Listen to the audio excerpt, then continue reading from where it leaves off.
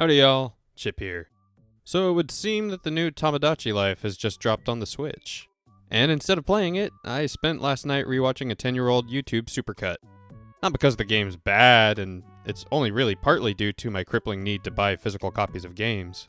But really I think it's because I don't think my playing of the game could ever recreate what made this series so special to me in the first place. Just a forewarning, this is probably going to be the most niche video I've ever made. But it's also just a real personal one for me. So, just indulge me for a bit. Tomodachi Life is a weird game, to say the least. And I guess really I need to refer to it as a series now. It's pretty much just a quirky Nintendo spin on The Sims. Although from what I can tell as someone who's never really played the game proper, it seems like a fairly stripped down equivalent, but that has its own kind of charm to it. The game has you importing Miis into this universe, and those Miis end up building relationships with each other. All the while, shenanigans ensue. It takes on this wonderful quality that a lot of the 3DS era did, where characters have this overly cartoony style to them, but the environments and objects around them are borderline photorealistic. All displayed with the low resolution that these screens provide, which at the time was just a technical limitation of the system, but now I wish it was just a filter on everything. Think of like Animal Crossing New Leaf, and I also believe Miitopia had this aesthetic. Thanks, Iwata. At the time Tomodachi Life released on the 3DS, I had very little interest in this game. It looked silly and quirky, and I could appreciate it as that little time killer that others would enjoy, but I just couldn't justify $40 for a game like that as a broke college student. I just chalked it up to a game I was happy to exist for the enjoyment of others that maybe I would get down the line when I got a job that actually paid money. It looked like the people who liked the game were in love with it, and it was easy to see why. It had all that quirky Nintendo charm that we had come to know and love and expect in that era. But it also just seemed like the most out-of-left-field game they could have possibly made. This was also just kind of a Vine and Twitter content money printer, so I got to just live vicariously through others. Fast forward a couple years, and I'm hanging out with Extra Shoddy and some of our mutual friends. We all brought different gaming systems as we always did to our hangouts, and I was playing the Dragon Quest VII remake on the 3DS. One of the guys in the group decided to put on what I think of now as the infamous Tomodachi Life 1-57 extended video, which is a supercut of the Tomodachi Life streams by Vinesauce. A little side note, to say I was not in the best stage of my life and was dealing with a lot of anxiety and depression is a bit of an understatement. Without needing to go into too many specifics, I was kind of spiraling at this point in time and really didn't know what to do other than just put one foot in front of the other. I think I just needed a reminder to appreciate the simpler things in life, but I had my foot on the gas to get to the next stage in life as soon as I could, and I didn't really have a real sense of what that even meant. So, as this video on the living room TV progressed a few minutes, I was entranced, closing my 3DS shut and laying it on the floor as I watched with my full attention.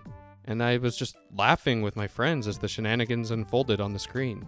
I was reminded of how just simply enjoying a silly little game can bring so much joy. This supercut video was my first introduction to Vinesauce. I just found so much joy in joining along this grown-ass man just generating ridiculous lore for what I always felt was more of a gimmick game than anything.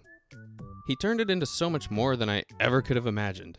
This video ended up becoming an annual rewatch for me whenever times would get hard or I just needed a good pick-me-up.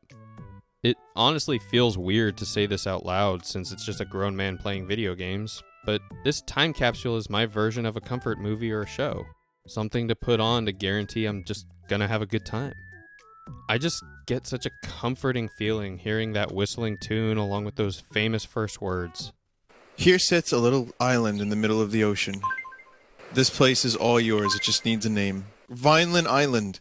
It's almost like reading those famous words at the beginning of The Hobbit. In a hole in the ground, there lived a hobbit. It's such a humble sentence, which unmistakably leads to your witnessing of setting off on a grand adventure.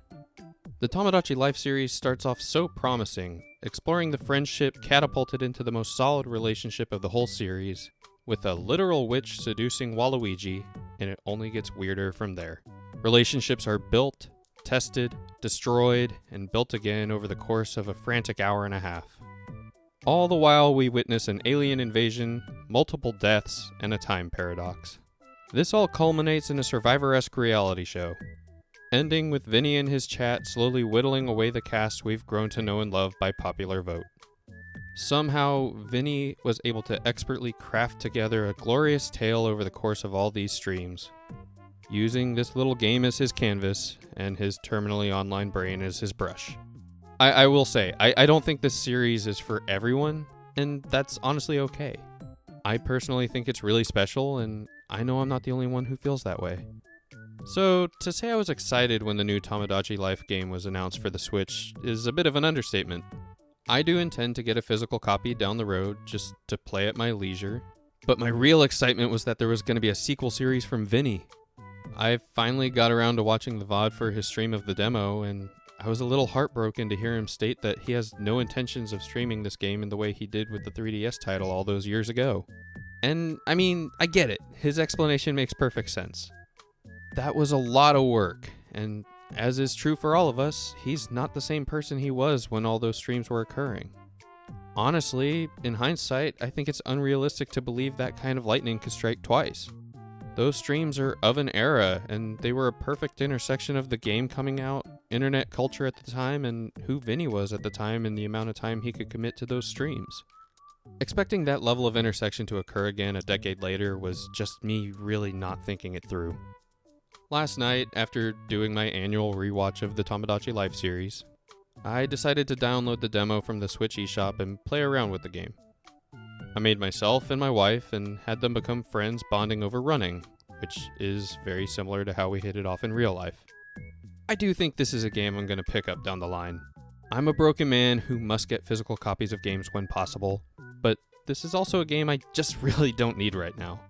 I wish Nintendo games would eventually go on sale and I could hopefully use that as an excuse to wait, but we all know that price ain't going down. I also can't help but shake the feeling I might prefer playing the 3DS version. I don't know if it's just my deep-rooted association with the Tomodachi Life video from Vinny, or if it's just that lower texture of the 3DS adding a bit of additional charm, but I can't help but feel I'd rather be playing the game on my 3DS than my Switch Lite. It's just too bad 3DS games are wildly overpriced now. I really should mod this thing, huh? As much as I know I realistically should, I just can't mod my only 3DS. This thing's been with me through so many of the major twists and turns of my life, and honestly, I'd just rather get a second one if I'm gonna mod one. Or at the point of talking about getting a second 3DS, I'm just gonna get an Ein Thor at that point. But realistically, that's only gonna happen when buying gaming devices is a tax write-off. What was I talking about? Oh yeah, this is a video about me loving the Vinesauce Tomodachi Life series on YouTube. There are other series by Vinny and Joel, for that matter, that I love to pieces, and I'm probably going to make videos about those in the future. I feel a little strange making videos talking about other videos on this platform I like, but this is my channel and I do what I please, even at the expense of any success of this channel.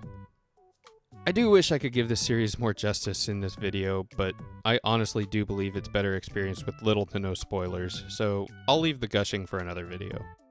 It's just good old-fashioned fun and worth having a few laughs over ridiculous soap opera antics. And that's it for this week. And thank you to anyone for indulging me to the very end of this video. I know this isn't the normal stuff I talk about, but this was an all-consuming thought in my mind, and I just couldn't think of anything else to talk about knowing that Tomodachi Life finally has a sequel. If you've played either game, if you've seen Vinny's series, or if you have any other videos or series that brought you similar comfort these videos brought me, drop a comment down below. I'd sleep better at night knowing I'm not the only person. If you aren't already subscribed and you are somehow possessed to do so after the nonsense of this video, please hit that button.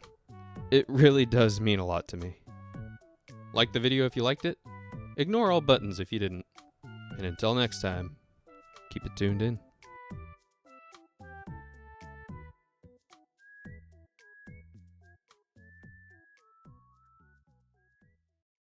Hey there. I don't like hot dog. I think I'm going to remove Would you hot like to dog. see a funny face I've been working on? If this funny face isn't outstanding, then you're getting removed from this town. Goodbye.